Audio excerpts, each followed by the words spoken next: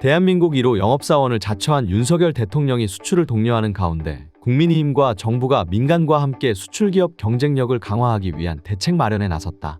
정부는 앞서 윤 대통령 지시에 따라 올해 수출 목표를 6,850억 달러로 잡았다. 2022년 전체 수출액 6,836억 달러보다 14억 달러 증가한 수치다. 지난해 기록한 역대 최대 수출 기록을 유지하겠다는 목표다.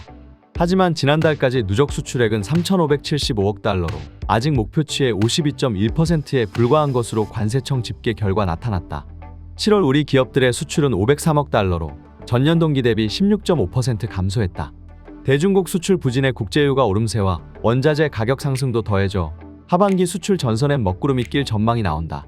김주현 금융위원장은 10일 국회에서 열린 민당정협의회에서 우리나라 경제성장의 핵심 축인 수출의 중요성은 아무리 강조해도 지나치지 않다며 그동안 범정부적으로 수출 지원을 해왔지만 고금리, 자유무역 기조 약화 등으로 인해 수출 기업이 느끼는 수출 환경은 여전히 좋지 않다고 밝혔다.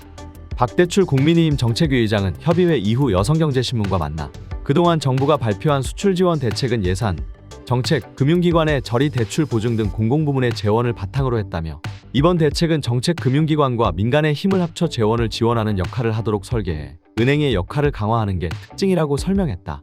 시중은행은 정책 금융기관과 별도로 4조 6천억 원 규모의 우대 상품을 신설해 지원하는 방안도 함께 추진할 계획이다.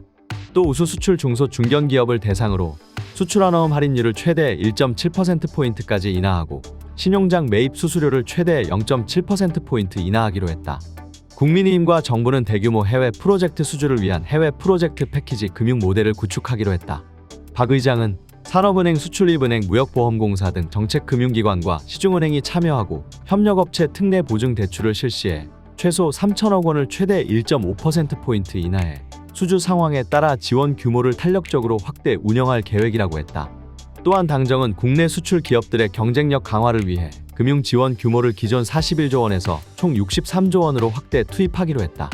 김광수 은행연합 회장은 대외 여건 악화에 따른 수출 기업 어려움 해소를 위한 종합 지원 방안 마련에 은행권도 참여하는 것은 큰 의미가 있다고 생각한다며 앞으로도 중소 중견기업 비롯한 수출 기업 목소리에 귀 기울이고 금융 애로사항 해소를 위해 적극 노력하겠다고 말했다.